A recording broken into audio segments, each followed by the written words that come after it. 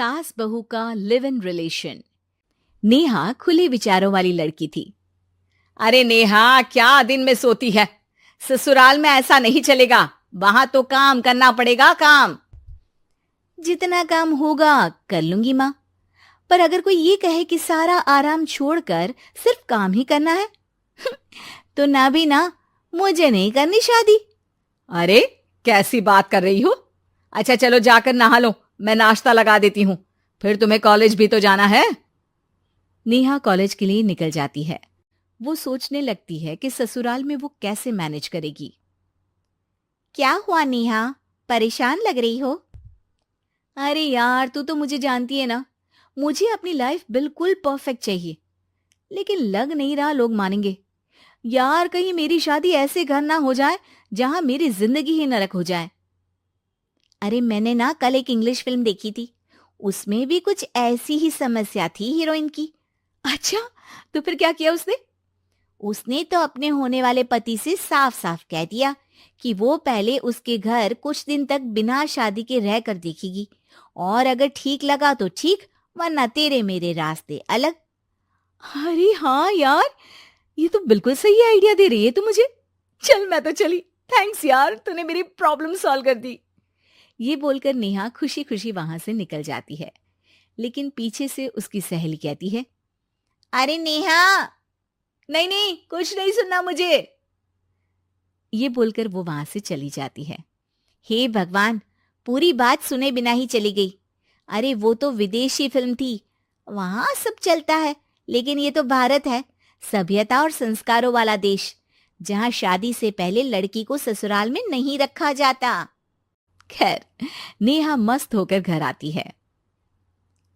नेहा, कल तुझे लड़के वाले देखने आने वाले हैं, और हाँ, इस बार कोई बहाना नहीं चलेगा। हाँ हाँ, आने दो आने दो, मैं तैयार हूं शादी के लिए। अगले दिन लड़के वाले आते हैं, जहां लड़का कहता है, मुझे अकेले में लड़की से कुछ पूछना है। हाँ हाँ, क्यों नहीं बेटा, जाओ नेहा, घर तो दिखा दो इन्हें। नेहा भी खुश हो जाती है कि उसे मौका मिल गया है लड़के से अपनी शर्त रखने का। देखो, मुझे ना शादी से बहुत डर लगता है, पता नहीं कैसी लड़की आए, तालमेल बना पाए कि नहीं मेरे परिवार से।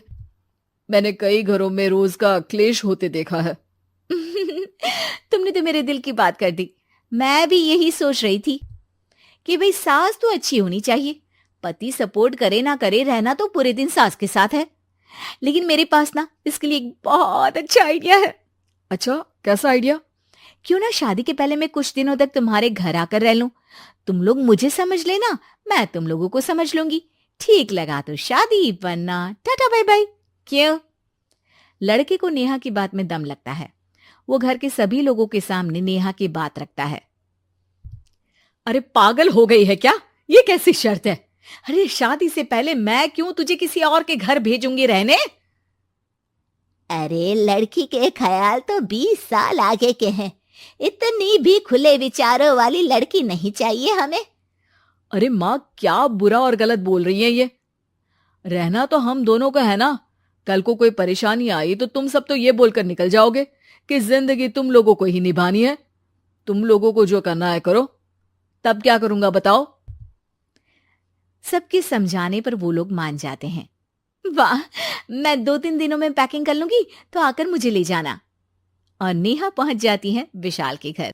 आओ आओ, ये रहा तुम्हारा कमरा। इस घर में तुम एज अ गेस्ट रहो, लेकिन माँ तुम्हें बहू की तरह ही ट्रीट करेंगी, और तुम भी उन्हें सास की तरह ही रखना। बस फिर क्या था, शुरू हो जाता है लिव इन सास बहू का ड्रामा। अरे चाय तो बना दे बहू। जी सासू माँ, अभी लाई। नेहा चाय लेकर आती है कि बस चाय लेकर आई हो, इसके साथ पकोड़े भी ले आती। लेकिन आपने तो बताया ही नहीं कि आपको चाय के साथ पकोड़े भी चाहिए। हाँ हाँ, अब तो पता चल गया ना।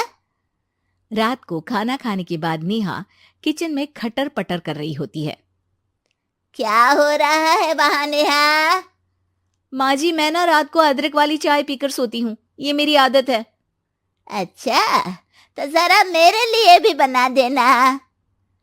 दोनों सास बहू रात को चाय पीती हैं। अगले दिन, नेहा, मैं मंदिर जा रही हूँ, मेरी साड़ी निकाल कर बेड पर रख दे।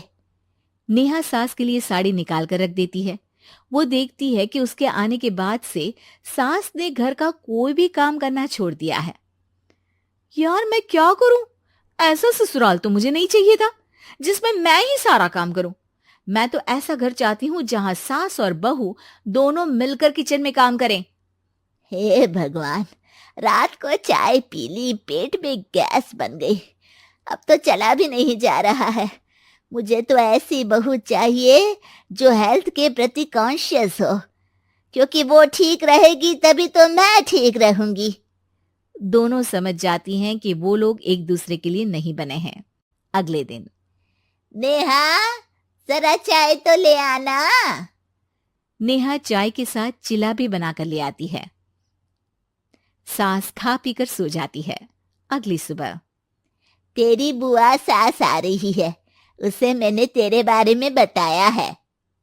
तभी वहां गंवार से एक महिला आ जाती है। चलो यहां से निकलो, कुछ नहीं है खाने के लिए, जाओ। ए नेहा, तमीज से बात करो, ये मेरी ननद यानी आशीष की बुआ है। हाय रे दैया, इतनी आकड़ वाली लड़की! अरे यही है ना जो शादी से पहले ही आकर बस गई है यहाँ पर।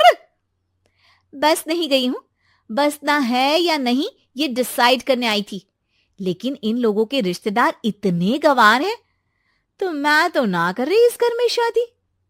अरे भाभी, और क्या कमी थी हमारे आशीष में जो आपने ऐसी लड़की की शर्तों को मान लिया? अरे वो तो आशीष के कहने पर मैं झुक गई, वरना ऐसी लड़की को तो मैं घर में घुसने भी ना दूं।